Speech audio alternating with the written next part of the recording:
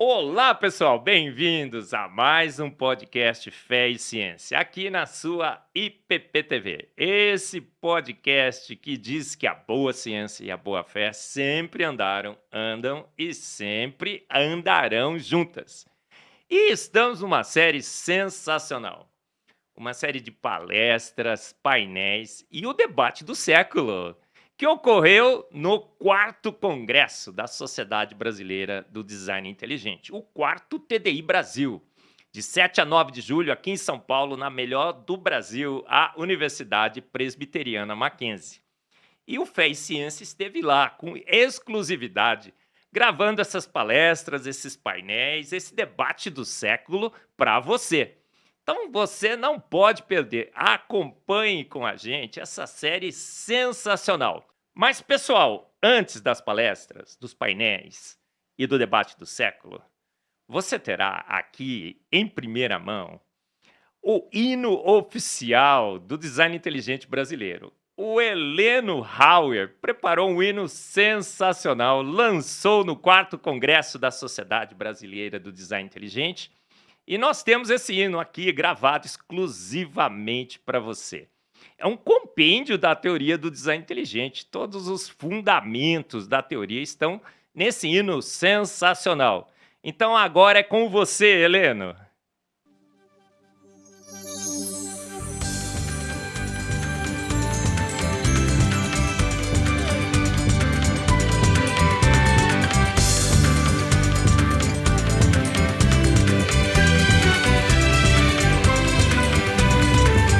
Se um dia te contaram com certo ar de ciência, sem projeto a natureza não se fez com inteligência, que o nada do nada e pra nada fez o tudo que cabe a todinho num grãozinho bem miúdo, que és o produto de uma grande explosão. Ninguém te quis aqui, tudo é só evolução. Espaço e matéria sob o tempo relativo é tudo que existe e o acaso te fez vivo. Agora te conto que este papo já deu. Crer no impossível, haja fé pra ser ateu. A vida raiou pronta e a química não mente. A clara assinatura de um designer inteligente.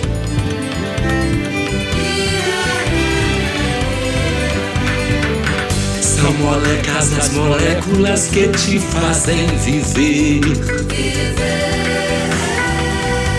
Motores nanométricos construindo você.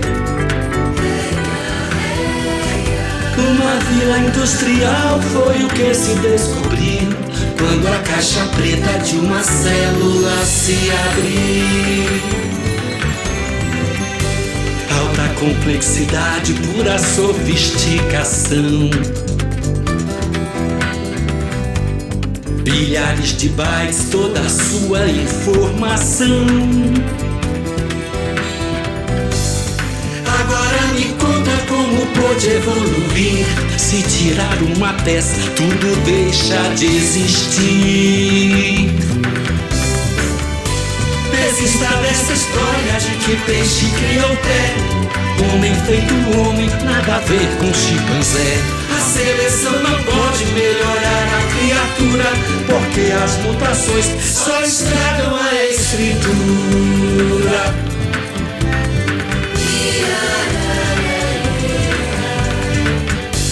Os problemas na vida com solução previdente. Claramente evidência de um designer inteligente. Veja nosso planetinha que em tudo é convergente. Ajuste muito fino para ser casa da gente. A boa ciência retorna de cara nova. tem ideologia, só nos dados se comprova. Moral, linguagem e nossos dons geniais, claro, não podem vir de burras forças naturais.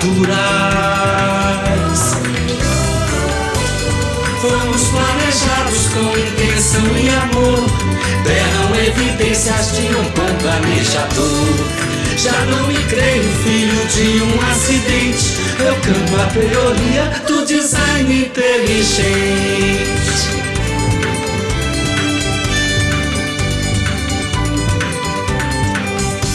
Eu canto a teoria do design inteligente. Agora todo mundo. Eu canto a teoria do design inteligente.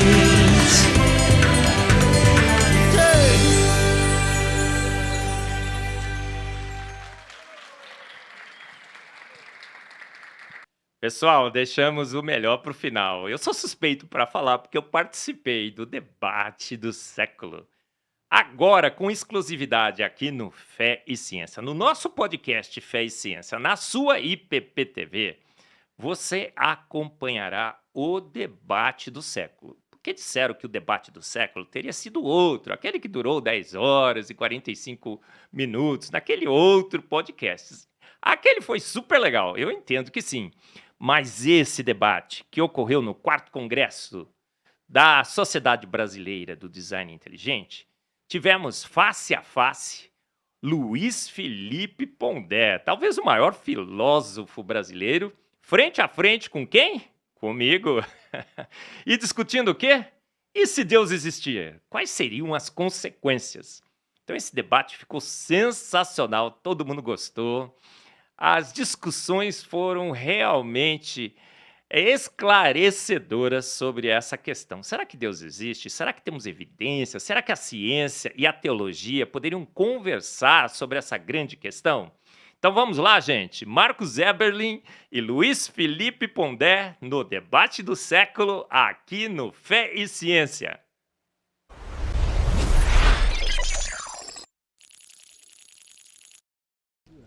Testando. Aí. Estão me ouvindo bem? Gente, esse é o nosso painel E se Deus existir? Vai ser uma conversa entre a ciência e a filosofia. Por isso, hoje nós temos aqui um cientista e um filósofo para tratar a respeito das nossas origens. Então, a primeira pergunta será endereçada ao professor Marcos Eberlin. O que é a teoria do design inteligente?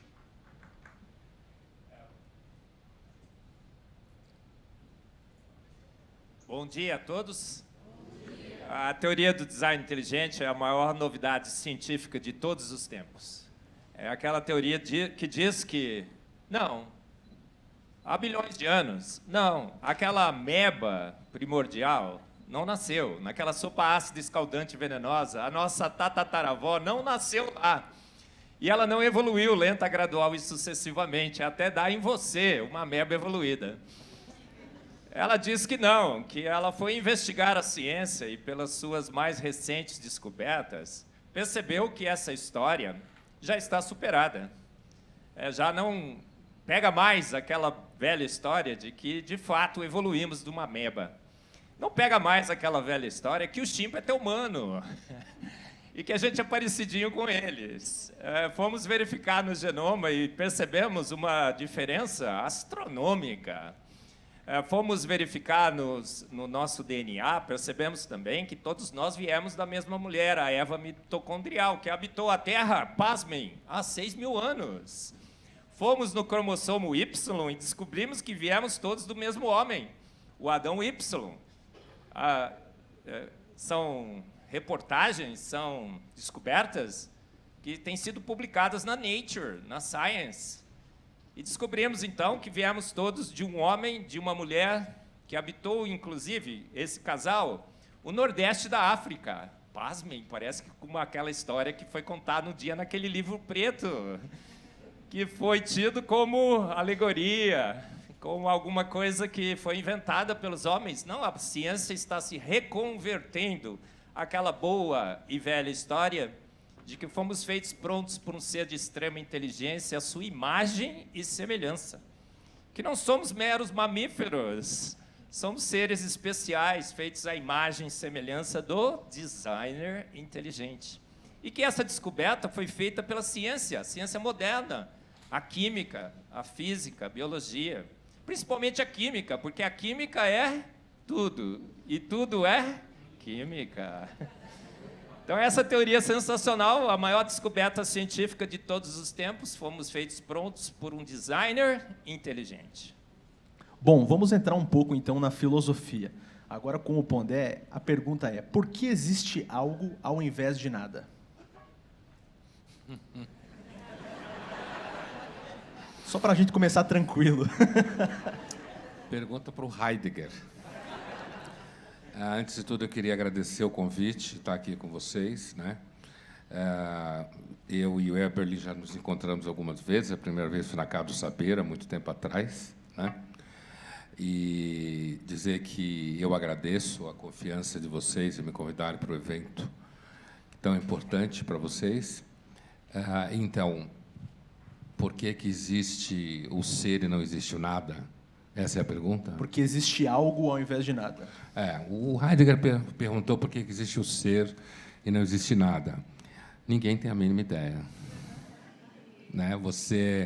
Eu falo filosoficamente, você simplesmente não consegue escapar, partir do nada e chegar ao ser. Eu até posso seguir uma trajetória darwinista do acaso e tal, que eu conheço essa narrativa, mas dizer por que, então, que nós não ficamos só no nada, não dá para responder. Quer dizer, isso, na realidade, essas são perguntas que, normalmente, filósofos fazem quando não querem chegar a lugar nenhum, entendeu?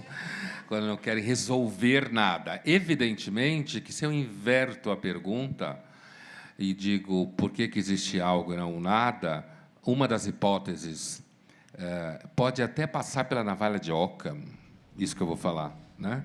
Aquela famosa teoria conhecida como a teoria da navalha de Occam, que é uma teoria que diz que, em epistemologia, a melhor teoria é a mais simples, né? É a mais elegante.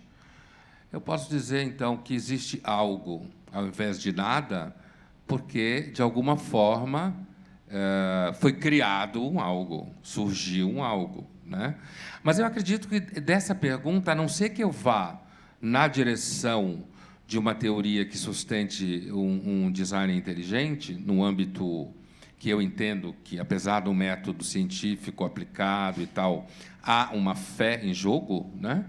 Ou eu posso ir para o outro lado e tentar dizer que, se você der muito tempo, de repente explode alguma coisa e acontece. Mas, na verdade, isso não me preocupa.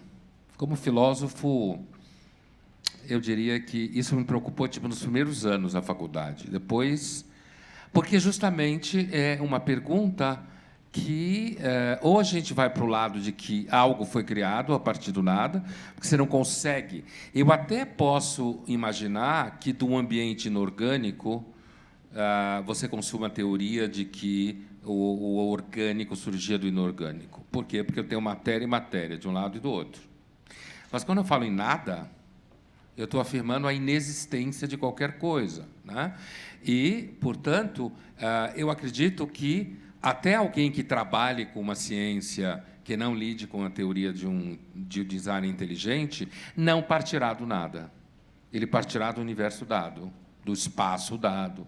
Mas é claro que é uma questão, sempre o Kant sabia muito disso, é uma questão fascinante a gente se perguntar, afinal de contas, por que, de repente, mesmo que eu diga que explodiu, da onde veio o espaço onde se explodiu, né? Coisas assim.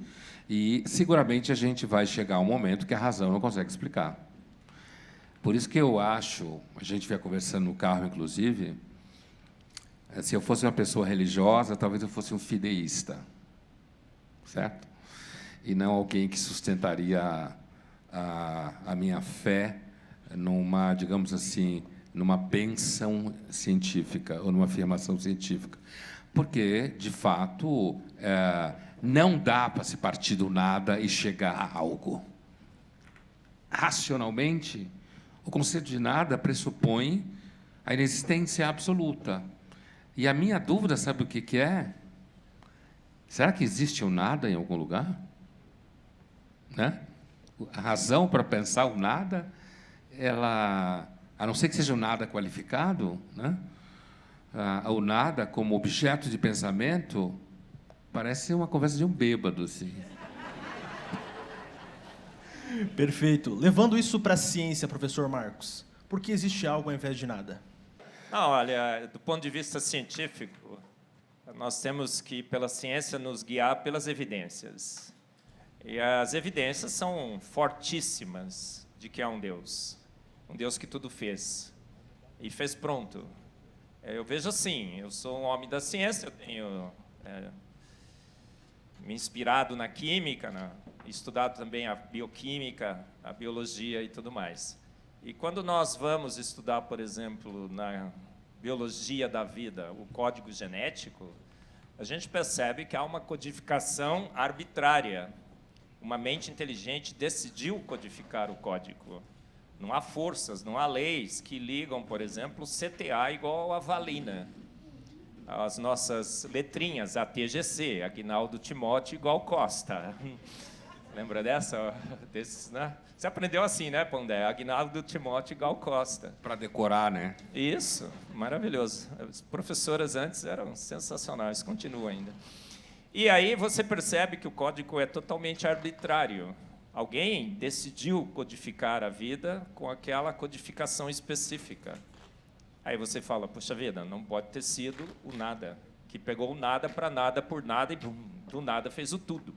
O nada não dá nem para pensar o que é. Minha filha Nina sempre me diz assim, pai, você fica às vezes nas suas palestras falando para as pessoas pensarem no nada que existia no início do universo. Primeiro que nada não existe, pai.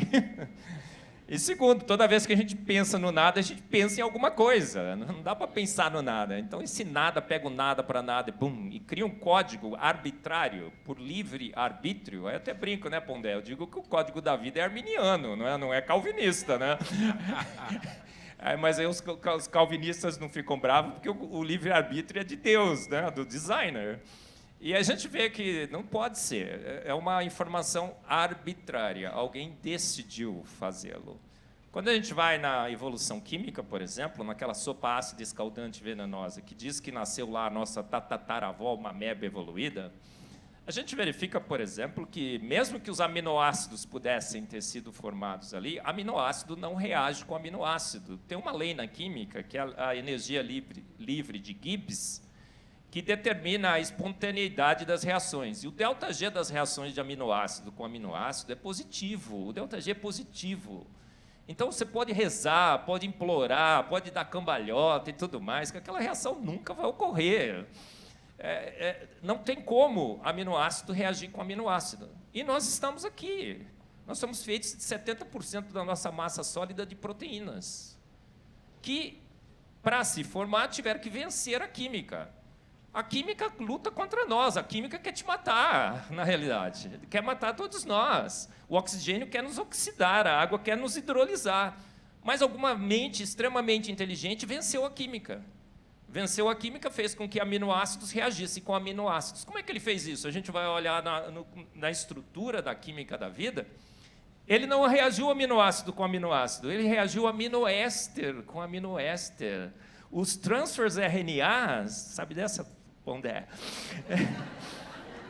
Trazem os aminoácidos esterificados para que as nossas proteínas sejam tricotadas nos ribossomos. E os ribossomos, né? Cadê o Rodolfo Paiva? A gente mandou um pastor para tentar converter o Pondé no caminho. Não conseguiu, Rodolfo? Não? Difícil. Tem a volta ainda, né, Rodolfo? O Rodolfo fala, a eficiência dos ribossomos excede qualquer máquina feita pelo homem. É absolutamente improvável. Não é improvável, é impossível que o ribossomo tenha se formado. Excede os recursos probabilísticos do universo. Então, quando falta sorte, alguém fez. Os anões do orçamento, lembra dos anões do orçamento, Pondé? Eles falaram que ganharam 274 vezes seguidas na loteria. Você acreditou? A gente... Hã? Continuam ganhando, sim. Você acreditou? Obviamente que não, eu também não. Aí foram verificar, eles tinham conseguido dinheiro por design inteligente. Eles compravam os bilhetes premiados. Então, quando falta sorte, você não tem outra opção. Você não tem outra opção. É por isso que eu acho que o agnosticismo é um distanciamento dos dados. Eu, na realidade, não quero decidir. Eu decidi não decidir. Mas, quando você decide decidir, você não tem como escapar. Você, pelas evidências, percebe que se existe algo, existe. E esse algo tem assinaturas claras de um designer inteligente, que nós, muitos aqui, chamamos de Deus. Então, é inegável isso. Por isso que eu digo que pegue o seu agnóstico preferido, Sou ateu esprema-o. praticante, né? Ateu do IBGE. Ateu de IBGE também é bom, né? Eu não respondi o censo. Você não respondeu o censo? Eu estou fora do censo. Esprema na parede, ele espirrará em direção a Deus. Não tem como você escapar. Eu brinco, olha, tem o Douglas X, escreveu um livro muito legal, vou mandar uma cópia para você. Você lê? Compromete. Se você mandar, se eu achar interessante, eu leio. Você vai ler, então. Chama Undeniable, o livro do Douglas X. E ele disse assim, toda criança crê em Deus. Toda criança crê no designer inteligente, pensa assim. Porque toda criança é um pequeno cientista. Pondé já foi criança, ele também já creu em Deus. E aí o que acontece? Por que toda criança crê em Deus? Porque toda criança é um pequeno cientista. E temos cientistas no mundo, amadores e profissionais. Eu acho que eu sou um profissional. Todo mundo aqui, muitos aqui são, né, professor aqui, né, cadê o Bruno e tal? Somos profissionais, tem os amadores. E as crianças começam a investigar o universo. E toda criança boa, moleque, você já foi moleque também, né, Pondé? Põe o dedo na tomada, certo? E aí, se põe o dedo na tomada, você leva um choque. Você passa a crer no elétron.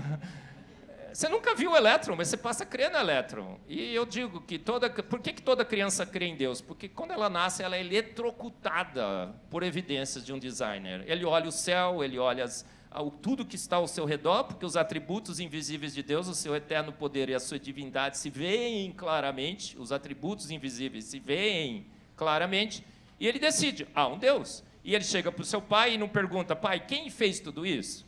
Pai, eu não sei quem fez, mas eu sei que alguém fez. Ele não pergunta o que fez, ele pergunta quem fez. E ele pergunta, quem fez tudo isso, pai? E o pai responde, Deus. Então, eu acho que Deus é inevitável. A conclusão de que há um Deus é inevitável, e às vezes a gente foge dela, a gente se distancia dela, por algum motivo. Quando a gente chega na adolescência, normalmente é porque a gente não gosta de Deus, porque Deus vai nos restringir de algumas coisas. O designer, né? Tem que falar designer, né, claro? Senão isso. Designer. Aqui a gente é do design inteligente, gente. E eu tenho minhas posições filosóficas e teológicas, né? Sempre puxando-as, né? A gente talvez não goste de Deus, talvez não seja conveniente defender a hipótese de Deus, talvez seja melhor a gente ser assim, um pouco mais afastado e tudo mais. Porque quando você começa a defender, você vira o herege, né? O herege dos hereges aqui, né, Pondé? Defende até que o T-Rex é vegano, né? Mas há uma percepção clara entre todos nós de que há algo porque alguém decidiu fazê-lo. Bom, Pondé, em um jantar de inteligentinhos, o assunto design inteligente causaria alvoroço na mesa? Então, antes eu queria contar uma história, porque, assim, para deixar claro que, na verdade, eu não me vejo aqui na posição de ter que defender absolutamente a negação da existência de Deus ou qualquer coisa que valha, porque eu acho que essa é uma discussão que, do meu ponto de vista, a gente não chega a lugar nenhum, né? Então, não estou aqui por conta disso. E eu queria contar uma história que, quando eu estava acho que no segundo ano da Faculdade de Medicina, que eu fiz 5 anos, e essa história que eu vou contar é o momento em que eu fiz a longa caminhada até optar pela filosofia no 5º ano e começar toda a graduação, né? e que, evidentemente, muita gente na época me achava louco. Eu tinha um filho, já tinha mulher, quer dizer, né? Eu dei um salto mortal e podia ter arrebentado a cara no chão, né? A estatística estava a favor dessa hipótese. Então, né, claro, quando você abandona a medicina no 5º ano para a filosofia, é quase a decisão suicida. Mas o que foi que me levou a esse processo que eu acabei fazendo esse caminho? Eu estava numa aula de imunologia, no 2º ano da Faculdade de Medicina, e a gente estava estudando lá casos hipotéticos de pacientes terminais, linfócitos T, não sei o quê. E eu lembro que eu levantei a mão na aula e fiz uma pergunta para o professor. A pergunta era: como um paciente terminal se vê diante do fato que ele está indo em direção ao nada? Eu lembro claramente da pergunta, né? Porque, como paciente terminal, o nada ali implicava que ele ia morrer, deixar de existir e virar nada, né? Do ponto de vista estrito materialista, ateu. E o professor me deu a seguinte resposta: esta pergunta, o senhor está na aula errada. Essa pergunta é para a aula de filosofia. E aí eu vi o que o professor falou algum tempo atrás, algum tempo depois. Mas eu, mesmo chegando nas humanas, eu lembro de eu assistir uma aula de filosofia específica, e eu lembro, olha, às vezes o pessoal das humanas viaja na maionese, né? Então, não é à toa que eu acabei estudando epistemologia, eu tenho uma clara percepção das diferenças entre teorias absolutamente abstratas e o que é possível de ser tratado como variável de controle laboratorial ou epistemológico. Eu vejo claramente a diferença entre uma coisa e outra, né? Aliás, eu acho que isso é fundamental no debate filosófico, político, em toda discussão que a gente tem aqui. E aí o Inteligentinho, que foi um personagem que eu criei na coluna, na Folha de São Paulo, já há muito tempo, muitos anos. O jantar inteligente é um jantar que está cheio de inteligentinhos, digamos assim. E eu na coluna em que eu descrevia o jantar inteligente há anos atrás, eu dizia, olha, tem lá o filósofo, tem lá o fotógrafo, tem lá a psicanalista, né? Eu até dizia assim, engenheiro nunca é convidado. Só se ele for marido da psicanalista. E vai permanecer calado. Vai permanecer calado, porque ele jamais estará à altura daquelas pessoas ali para discutir qualquer coisa. É um engenheiro, coitado, só sabe fazer ponte, construir prédio, essas coisas. Né? E aí eu avançava em outras profissões e tal, inclusive levantava temas, né? Agora, essa coluna foi escrita há muitos anos atrás, então, se eu fosse reescrevê-la hoje, eu provavelmente ia ter que introduzir personagens que, na época, não tinha no Jantar Inteligente. Porque, para um jantar inteligente, você tem que estar completamente em dia com as modas comportamentais, né? Você tem que estar em dia com aquilo que as pessoas descoladas determinam como sendo legal, né? E eu sempre tive uma briga com esse tipo de, digamos, divisão de mundo, do que é descolado, do que é moda comportamental. E aí eu chego na sua pergunta. Quer dizer, a pergunta é se, num jantar inteligente, a teoria do design inteligente ia causar problema, é isso? Tanto a teoria do design inteligente como a possibilidade da existência de um Deus. De Deus. Olha, eu acho que a reação das pessoas, se eu visse alguém que, de repente, começasse a falar isso, talvez um ia chegar para o outro, uma ia chegar para a outra e dizer, mas onde é que ele arrumou essa namorada? Falando baixinho. Né? Ela é crente? A partir daí, tudo que essa pessoa falasse iria ser considerado sem significado semântico, né? Porque, evidentemente, não ia caber no jantar inteligente. Existe preconceito com crente, então, nesse jantar? Eu acho que existe. E quando eu estou falando crente aqui, eu não estou nem falando crente no sentido do senso comum, que se referia a pessoas reformadas que andavam no domingo com roupa limpinha para ir para a igreja e com cabelo comprido. Não estou me referindo a isso.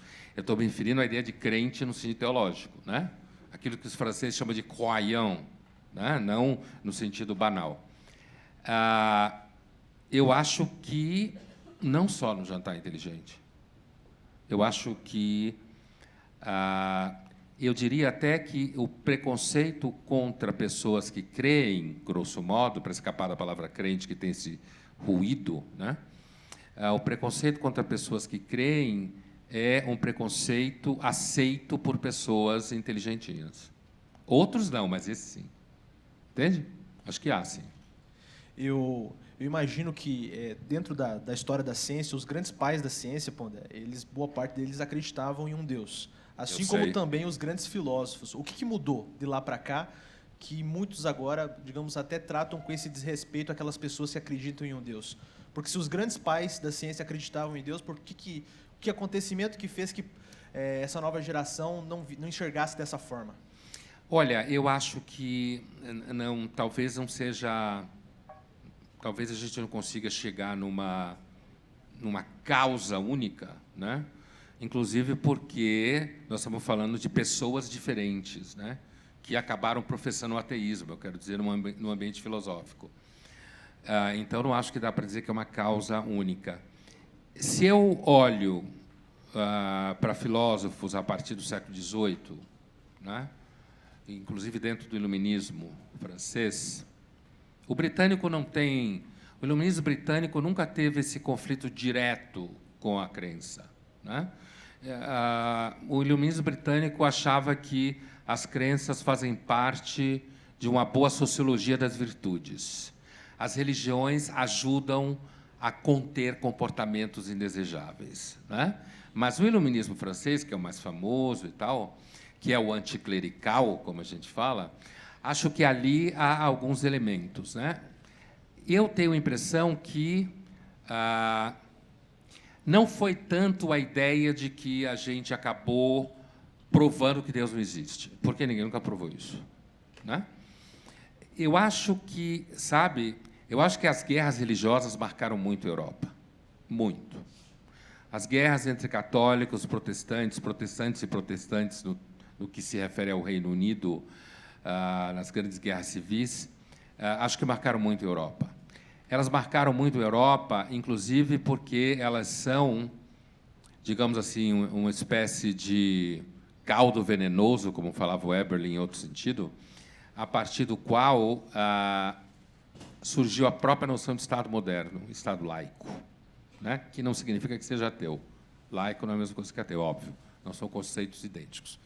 Mas, quando você, por exemplo, coloca a data mítica do nascimento do Estado moderno, 1648, na Paz de Westfália, que é uma paz, que é um acordo que nunca existiu, não se chegou a um acordo, mas como católicos e protestantes estavam se matando naquilo que depois veio a ser a Alemanha, na época era o Sacro Império Romano do Ocidente, durante 30 anos, e daqui a pouco não existia mais homem, não existia mais mulher, não existia mais cavalo, estava tudo destruído.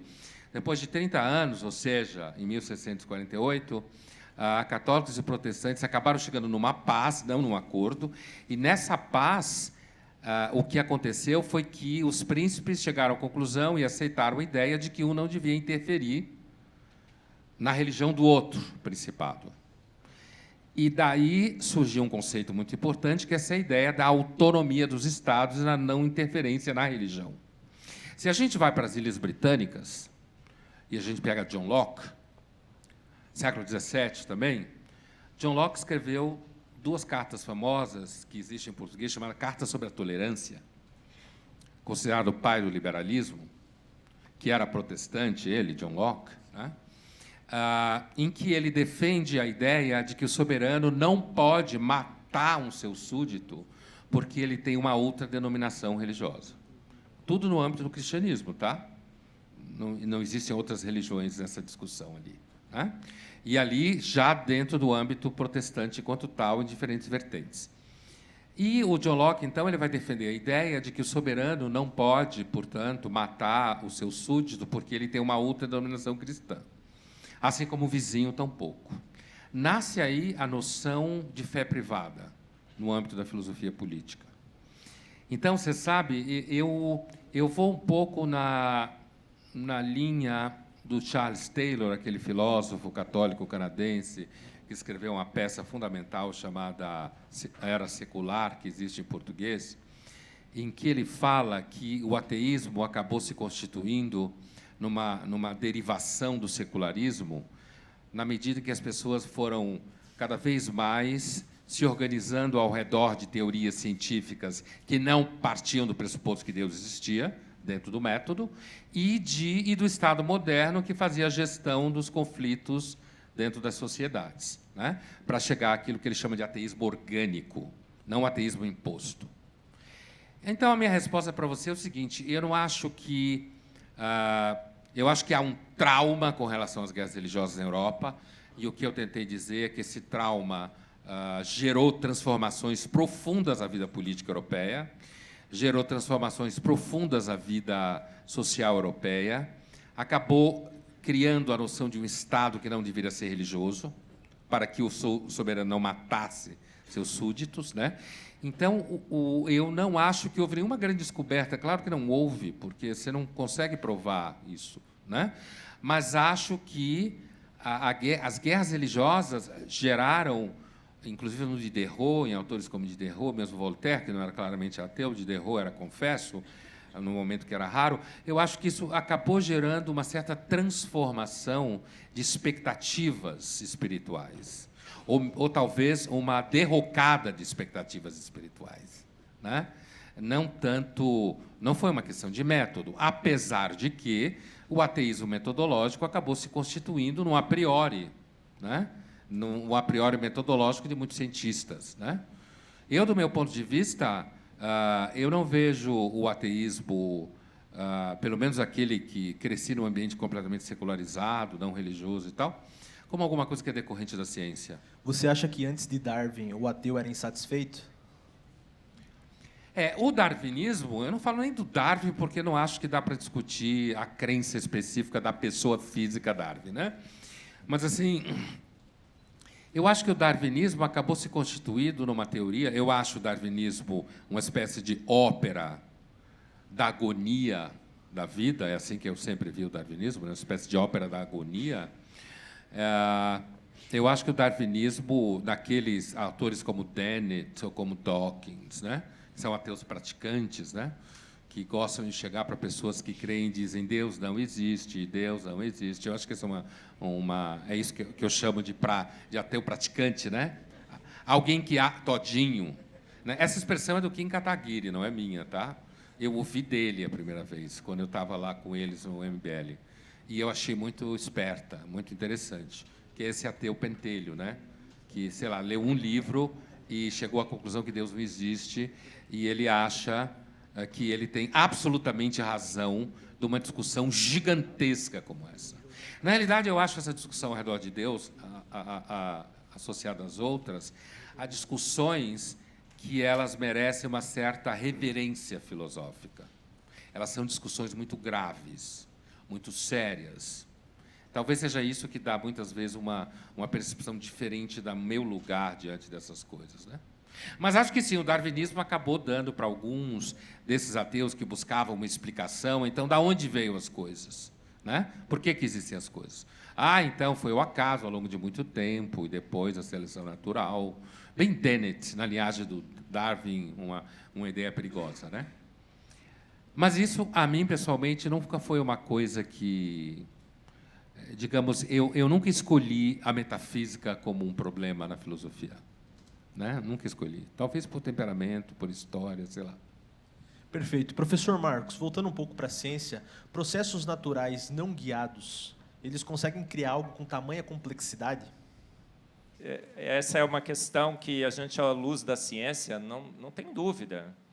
A gente percebe que o acaso tem um poder limitado. Eu falo no meu livro Fomos Planejados, que fomos calcular esse limite. O que o acaso poderia fazer? E os estatísticos, matemáticos, físicos avaliaram e calcularam o que nós chamamos hoje de recursos probabilísticos do universo. Eu acho que, às vezes, é bom a gente fazer as contas. E fomos fazer as contas.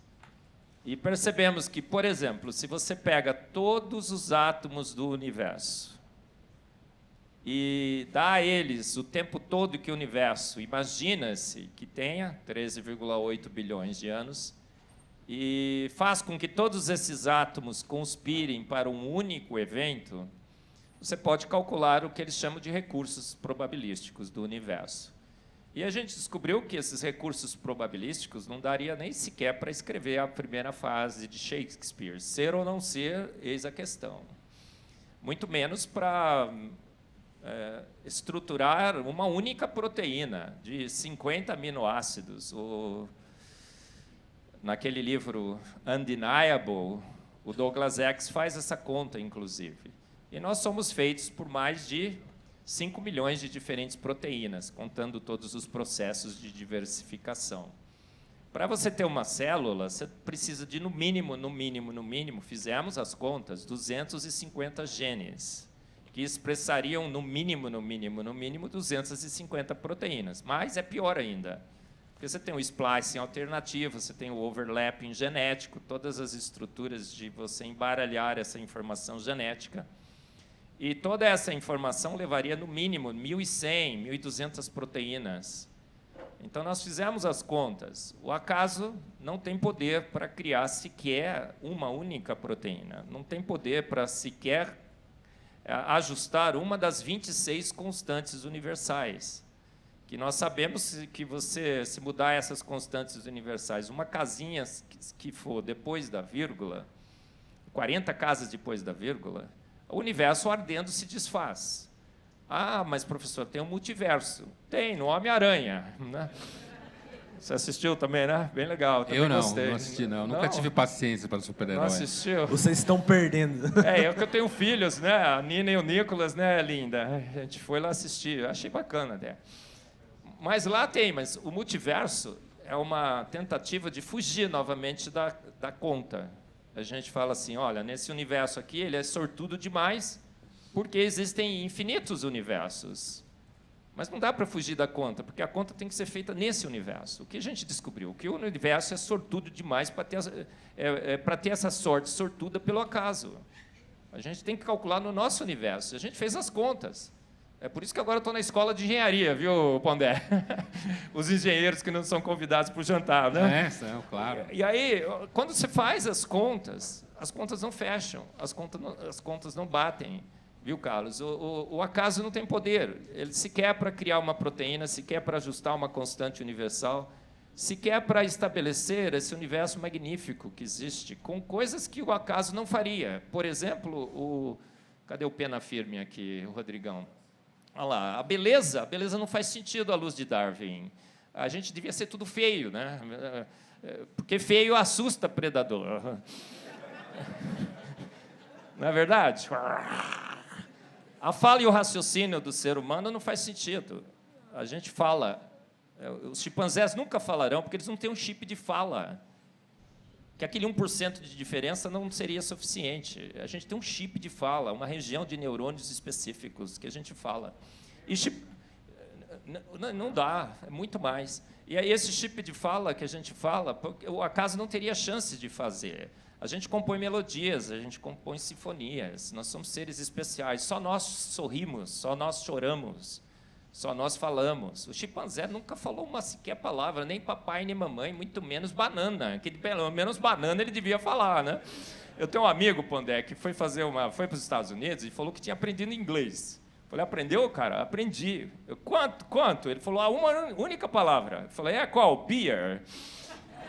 Só bebeu o tempo todo. Ele falou assim, com essa eu me viro. Olha, pela lógica do beer do chimpanzé devia falar banana. Mas, gente, pode colocar chimpanzé para tentar falar banana, pode ficar testando por 2 eternidades, ele nunca falará banana. Por quê? Porque nós temos um chip de fala que foi estabelecido. Você aprendeu a falar com a sua mãe, lógico. Pondé, você também aprendeu a falar com a sua mãe, porque se a gente tivesse aprendido a falar com o nosso pai, seria uma desgraça. A gente seria assim, não, sim, pois é. Já pensou, toda essa erudição de fala que o Pondé tem, ele aprendeu com a mãe dele, com certeza. Agora, quem foi a primeira mãe que ensinou a sua filha a falar, ou seu filho a falar, se ela não teve uma mãe que falava? A gente tem que aprender a falar até 4, 5 anos, depois a gente não consegue mais falar. Muitas crianças já foram encontradas, enclausuradas, já na adolescência, na juventude, e nunca mais aprenderam a falar. Como que nós aprendemos a falar, então, absurdamente impossível? Isso é impossível vezes impossível, vezes impossível, vezes impossível, N vezes impossível, de que esse universo tenha sido feito por acaso, porque a gente fez as contas. E quando a gente faz as contas, o designer inteligente aparece nas contas. Ele aparece nas contas. Por isso que eu acho que não dá para fugir. A gente tem que encarar a decisão. Ou a gente vai para a direita, ou a gente vai para a esquerda. Ou a gente é ateu, ou a gente crê em Deus. Não dá.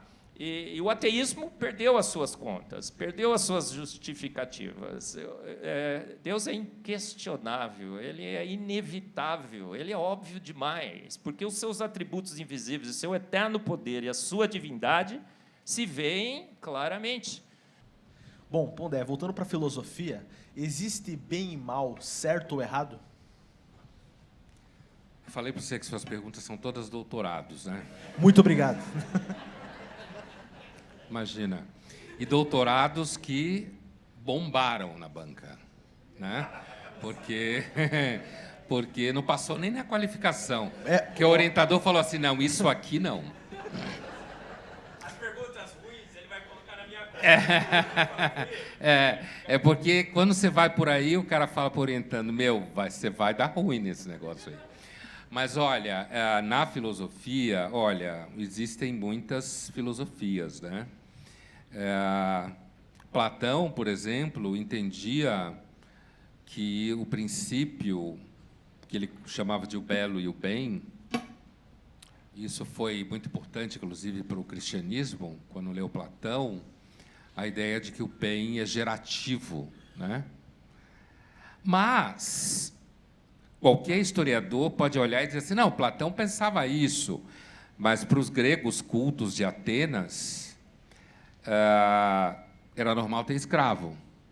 É muito comum isso hoje. Dizer assim, não, mas como ele pode falar de bem? Ele não sabia o que era o bem, porque o bem seria uma situação em que ninguém fosse escravo de ninguém, entende? Então, portanto, dizer se existe bem e mal na filosofia não é uma coisa simples de responder, né? Se você olhar filosoficamente de modo profissional ao longo da história da filosofia. Existem filósofos que tentaram sustentar a ideia de que existe o bem, inclusive muitos deles, como Tomás de Aquino, ou Santo Agostinho, ou quaisquer outros banhados pelo cristianismo, né?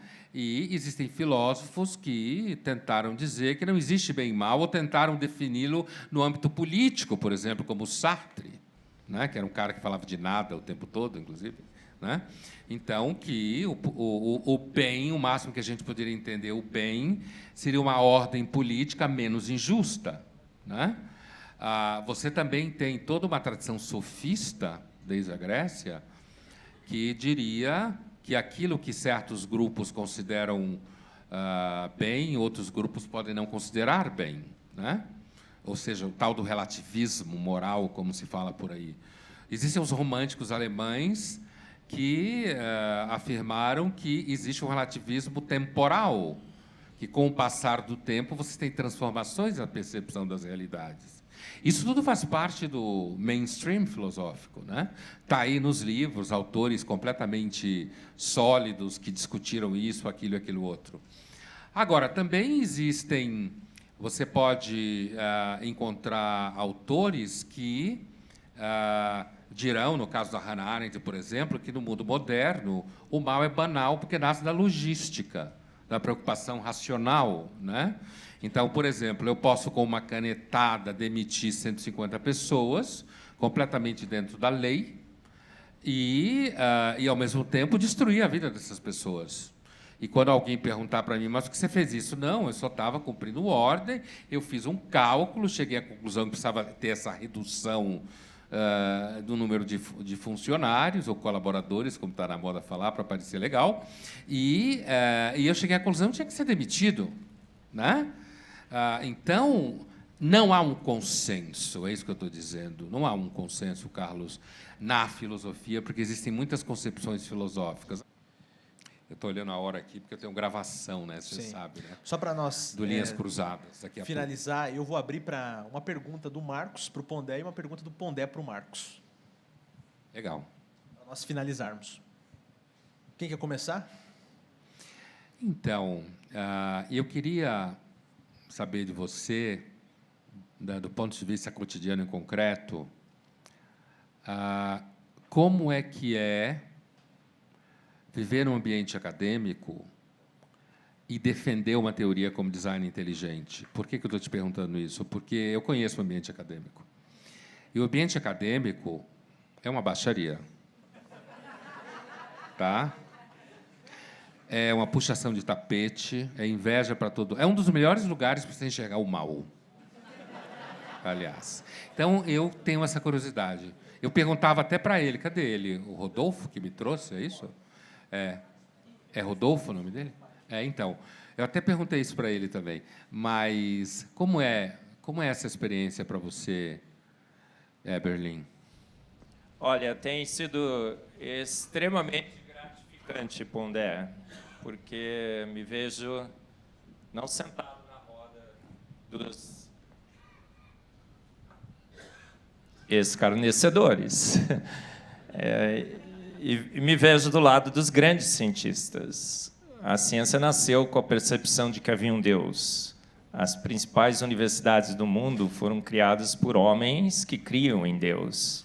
A Universidade Presbiteriana Mackenzie, a melhor do Brasil, criada por missionários presbiterianos. Ontem eu estava com o Daniel e a Emily ali visitando o centro histórico. O missionário veio e junto veio sua esposa, e ela criou uma escola, foi a primeira escola no Brasil que tinha mulheres, garotas e negros. E essa é a grande contribuição dos homens de fé para a humanidade. Criaram as universidades. Os grandes cientistas no mundo, todos criam em Deus. A imensa maioria, Pondé. Schrödinger, Planck, os pais da mecânica quântica, aquela ciência que quanto mais você estuda, menos você entende, criam em Deus. O Thomson, da minha área, o pai da espectrometria de massas, era um homem que cria em Deus. Ele escreveu, dado após dado, espectro após espectro, a verdade que é enfatizada a cada avanço da ciência é de que há um Deus que fez todas as coisas. Grandes são as obras do Senhor. Boyle, pai da química, ele pegava os seus recursos, comprava a Bíblia e distribuía para... Foi o primeiro Gideão internacional, eu acho. Foi o Boyle. E todos os grandes cientistas, ganhadores de prêmios Nobel, Pondé, 90% criam em Deus. 67% de cristãos, 22% de judeus, só 10% de ateus. Às vezes a gente fica pensando que cientista bom é cientista ateu ou agnóstico. Não, é cientista que crê em Deus. Eu digo que Deus faz chover sobre justos e injustos, mas na academia chove muito mais sobre justos. E Deus deu o dízimo para os ateus. Pondé, 10%. E os grandes na ciência, todos os homens que criam em Deus. Essa estatística mudou? Absolutamente não. Qual é o maior cientista brasileiro de todos os tempos? Ganhou 2 prêmios Nobel. A gente só não deu para ele o prêmio Nobel, porque a ciência é do jeito que você falou. César Lattes, ele ganhou 2 vezes. Ele foi o primeiro a identificar e a isolar o meson pi. Deram o prêmio para identificação e isolamento. Era dele. Alguém perguntar para você se tem um brasileiro que ganhou um prêmio Nobel, você fala sim, César Lattes. Se alguém perguntar para você quem é o grande pioneiro da aviação, você diz Santos Dumont. Irmãos, Wright é fake, gente. Desculpa os americanos que estão aqui. Eles não entenderam. Ainda bem. Entendeu? Agora, os grandes cientistas, todos os homens que criam em Deus, 90% dos ganhadores de prêmio Nobel. Então, eu tenho um grande privilégio. A ciência nega Deus, Pondé, mas ela imita Deus. Praticamente todas as descobertas da ciência foram feitas plagiando Deus. A gente só voa porque plagia os pássaros. Você vai na farmácia, compra um medicamento, um remédio, você fala ciência, ciência, ciência. Que bom. Homens que... desvinculados daquela posição herege, pseudocientista, negacionista de que há um Deus, foram nos seus laboratórios, criaram moléculas que estão me salvando. Glória seja dada à ciência. Não é assim? Totalmente enganado. Você sabia que 35% dos medicamentos produtos naturais. Os outros 35 inspirados em produtos naturais. E os outros 35 que eles chamam de sintéticos, na realidade, são inspirados em moléculas também, que foram encontradas na natureza. Você conhece a natureza, o Pondé? Você já ligou para ela? Você tem ela aí no seu WhatsApp? Natureza é um termo que nós usamos só para fugir da declaração que é a criação de Deus. Deus fez todas as coisas, Deus guia a ciência, Deus é o autor e consumador da ciência, o designer, né? Desculpa aí, mais uma vez, meu ato falho. É um designer que é o autor e consumador da ciência, e eu tenho um grande privilégio de ser como os grandes cientistas foram. Eu coloquei no meu livro, Pondé, o Fomos Planejados, tem uma caricatura lá, tem eu e o César Lattes. E na minha humildade, porque humilde eu sou, você já percebeu, né? Entre as minhas muitas qualidades, a humildade transparece, vocês estão percebendo. Aí eu pus lá, César Lattes, perguntaram para o César Lattes, você crê no Big Bang? Ele falou assim, eu não dou bola para essas bobagens de cosmólogos. Você crê na evolução? Eu não dou bola para Darwin. Eu creio naquele livro preto em cima da mesa. É uma entrevista que ele deu para o jornal da Unicamp. Sabe qual é o livro preto? Aquele livro preto que o Carlos não quer que eu cite. E aí, o que aconteceu com o César Lattes? Aí perguntaram para ele, eu creio que Deus fez pronto, que o designer fez pronto pelo poder da sua palavra. Então eu pus lá no meu Fomos Planejados, por isso que eles me amam tanto, né, Pondé? O maior cientista físico da Unicamp e o maior cientista químico da Unicamp, que por mera coincidência sou eu, crio em Deus.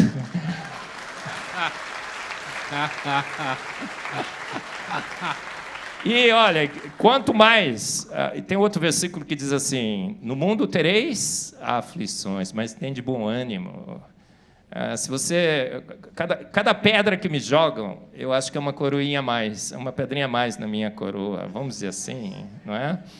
E, sensacional, Pondé, você está no meio e ser igual... Você é um mero a mais. É muito bom ser um dissidente, ser um herege, você também é. E está fora da caixinha, está fora da caixa. Eu não penso igual, eu sou diferente, e eu estou do lado da boa ciência, das boas contas matemáticas. Eu não digo que a gente é 1% parecido com os chimpanzés, eu sei que é muito mais, é 33% no mínimo no genoma, a gente é 100% diferente no cromossomo Y, a gente é 67% diferente nos telômeros, a gente tem 23 pares de cromossomos, eles têm 24, então eu digo com todo orgulho, chimpa não é meu mano! E Marcos, qual que é a sua pergunta para o Pondé para nós finalizar? Pondé, olha bem para mim, olho no olho. Você crê em Deus? Você já me perguntou isso da outra vez. E quando eu falei para você... Porque, assim, veja, por exemplo, a primeira vez que eu fiz o debate contigo na Casa do Saber, eu tinha uma preocupação, ainda que eu não tenho mais. Eu achava que eu tinha que encontrar ou discutir alguma narrativa que explicasse as coisas. Hoje eu não tenho mais essa preocupação. Passaram-se anos e, pelo menos a minha experiência, ao longo desses anos de dedicação ao pensamento sistemático, à filosofia profissionalmente, inclusive no espaço público, a gente vai mudando, se transformando, olhando por aqui, olhando por lá.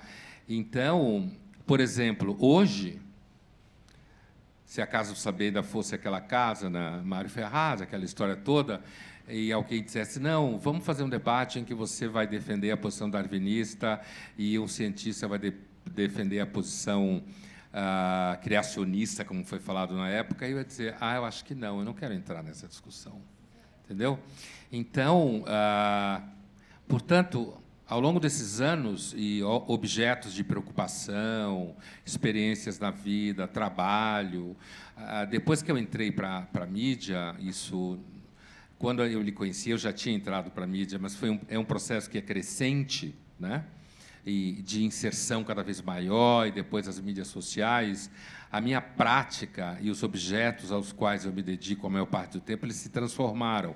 Apesar que a religião e a mística, que é um tema que eu já estudei bastante, são temas que são sempre presentes na minha reflexão, né? E, então, da última vez que a gente esteve aqui, você me perguntou isso, e ali eu já estava numa espécie assim do que eu chamei depois de ateísmo praticante, né? E eu falei para você que eu não conhecia Deus, né? E eu lembro que você falou para mim assim: você não conhece Deus, mas Ele já te conhece e Ele está no seu coração, né? Mas eu continuo na mesma posição. Eu não vou dizer para você que eu creio em Deus, né? Porque se eu dissesse que eu creio em Deus da forma como eu entendo que você crê, certo? Eu estaria mentindo, né? Então eu não vou dizer isso. Agora, eu continuo, se em algum momento, depois da morte, né? Eu vou parafrasear um pouco Bertrand Russell, que se dizia agnóstico, mas estou preocupado em defender a posição do Bertrand Russell. Eu diria assim, se em algum momento, depois da morte, eu vir a conhecer Deus cara a cara, eu vou ficar muito feliz. Eu vou dizer assim, olha, bom, então, é possível levar uma conversa com você? Claro, porque eu sou um nada. Eu ia dizer, como Abraão, eu que sou pó e cinzas, certo? Venho aqui falar com o senhor. Então, eu entendo um pouco esse traçado, né? Conheço um pouco esse traçado. E eu vou te dizer uma coisa.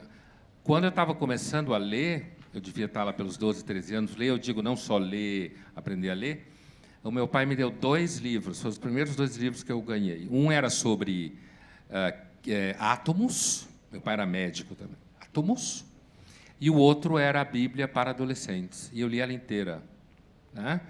Então, assim, eu estou sempre passeando por essas questões, eu estou que eu sou filósofo. Mas se eu dissesse para você eu creio em Deus, eu ia estar mentindo, eu estaria querendo agradar a plateia, entendeu? E eu não vou fazer isso, né? Porque seria uma mentira. Mas eu não estou nem um pouco preocupado em provar que Deus não existe. Nem um pouco preocupado. Não é uma coisa que passa pelo meu dia a dia. Obrigado. Maravilha.